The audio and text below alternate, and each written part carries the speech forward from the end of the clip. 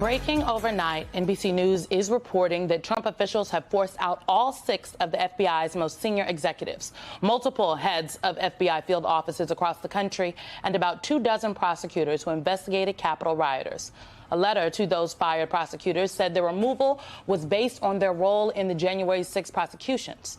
In a separate memo to the FBI workforce sent out Friday night, the Bureau's acting director told employees that Acting Deputy Attorney General Emil Bove has asked for a list of all FBI employees who worked on January 6 cases for, quote, a review process to determine whether any additional personnel actions are necessary. Joining us now at the table is NBC News justice reporter and author of Sedition Hunters, How January 6 Broke the Justice System, Ryan Riley. So, Ryan, it's been a busy week for this administration. I want to play for you Donald Trump's response to the question about these DOJ and FBI firings. Let's take a quick listen. They came after a lot of people, like me, but they came after a lot of people. No, I wasn't involved in it.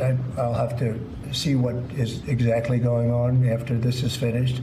But if they fired some people over there, that's a good thing because they were very bad. They were very corrupt people, very corrupt, and they hurt our country very badly with the weaponization.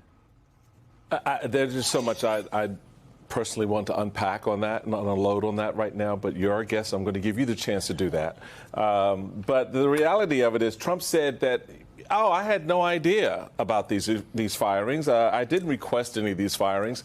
Can we just cut the crap? Because the FBI is not going to fire anybody at that scale without the White House knowing about it. What are you hearing about this process, the scope and the review of those people who are being let go, and what are their options? Yeah, I spoke with one of the January 6 prosecutors who was fired just last night, and they were saying they stand by what they did. And I think that what you got to remember here is he likes to talk in these generalities, right? In terms of like, oh, they went after people. This was corrupt. And let's actually get into the details of these cases. These were cases against violent offenders who assaulted law enforcement officers on the steps of the U.S. Capitol. There you go. Right, like right outside, right? So it's not as though you can say like, oh, we're going after this specific person because we didn't like how they applied this particular misdemeanor. No, they're going after everyone. This was not like an individualized assessment of their conduct. This was just anybody who worked on January 6 cases who they could fire, they did. And that basically they focused on those people who were in these term positions. Basically,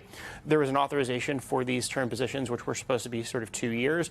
The expectation was that a lot of these people would continue on. So basically what you're going to have Monday is that people who were working on these January 6 cases and then had been moved to some other kind of crime, right? So like violent crime in D.C. supposed to be a focus of the Trump administration. That's what they were supposed to be doing. But they went through this training. They were supposed to show up Monday and start prosecuting these violent crime cases, and that's it. Can I just follow up on this? Because first of all, I just think this is the second time that on a Friday evening, multiple officials from the Justice Department have been fired. And in the letter that they receive about why they're being fired, it says explicitly because of your cases you worked on January 6th, and that you do not align with the president's agenda. That's why they're being fired. But these individuals were moved to be permanent employees before the end of the Biden administration. So these folks are not even, there's legal questions about if what is currently happening is legal for these individuals, right? Yeah, they're still in their probationary period, which is why they were sort of targeted. So that allows a little bit more flexibility to go after them. If they had gotten out of the probationary period, this would be a whole different ball game. But because of that probationary period, I think there's questions about whether this is authorized or not. I think it's the is this legal versus is this ethical sort of question. Okay, I want to underline something that you said, though, because the fact that this is tied to January 6th makes it seem retrospective, when in reality, to your point, these people have jobs and cases that they are working on now in the national security. That was echoed by the FBI Agents Association statement where they said dismissing potentially hundreds of agents would severely weaken the Bureau's ability to protect the country from national security and criminal threats and will ultimately risk setting up the Bureau and its new leadership to fail. What does that mean? Yeah, I mean, the brain drain at the FBI would be extraordinary. And I think to like set the bar here, there were people who worked basically on January 6 cases, but that's not a ton of people. This touched like basically every part of the FBI across all of these field offices across the country. People were involved in this. Maybe they just had a brief, involvement in a case. Maybe they just helped out with an arrest, but they're going to be on that list that's going to have to be sent over to the Justice Department. And it's really just an extraordinary measure because, I'll use a technical term here, but there were a lot of FBI agents who sort of half-assed these investigations, who weren't super into them. Like that was a real thing. They're going to be on that same list next to all the people who gave it their all because we sort of lose sight of this because of a lot of the rhetoric around the FBI. But it's a conservative-leaning law enforcement organization. It's generally conservative-leaning. That's just sort of the facts. It's the nature of the beast. Yeah. And for all of these law and order Republicans out here who seem to be applauding and embracing this.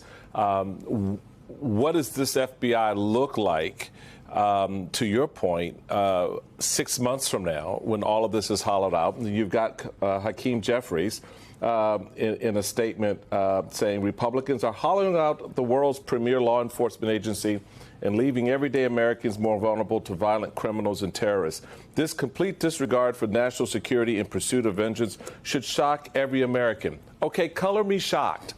All right, everybody in this town is shocked. But the crap still happens, and no one seems to be doing anything about it. No one seems to be outraged and put out. People are losing their jobs. People are on the verge of retirement, 2 years, 1 year, 6 months from retirement, lose that opportunity. As you just noted, you've got folks who are now in situations where Monday comes, what am I doing? I'm just sitting around waiting to be fired. What are the responses from Democrats and Republicans on the Hill?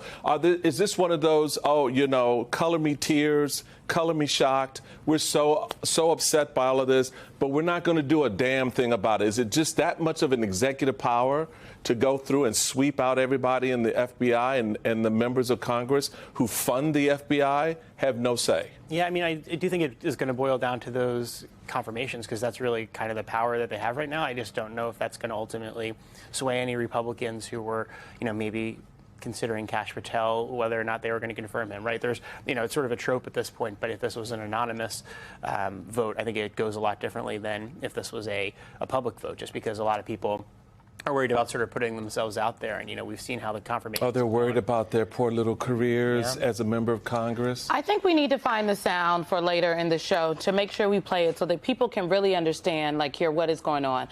In the confirmation hearings for both Pam Bondi and Kash Patel, they directly batted down the idea that people would be gone after within the Justice Department. Thank you. Because of these investigations. They said there would be no political firings. They were asked directly. Kash Patel just this week was asked, and the day after he answers that question, this happens at the Justice Department. I believe we are in a constitutional crisis, and the members of Congress currently at this moment that serve in the Republican Party are not up to the task. The last time Donald Trump was president, it was Mitch McConnell and Paul Ryan that put a check on him. Who is going to check him now? Have you anybody?